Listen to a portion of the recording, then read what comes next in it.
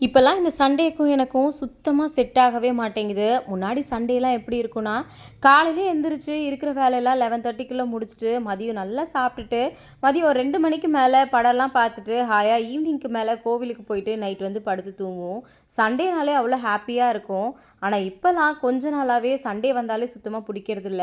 என்ன ரீசன்னா, சில சண்டேஸ் வந்து ஷூட்டிங் வந்துருது. அவர் வீட்ல இருக்கும்போது நான் வந்து ஷூட்டிங் போயிடுறேன். இன்னும் சில நாள் நான் வீட்ல இருக்கும்போது அவர் வந்து ஆஃபீஸ் போயிடுறாரு.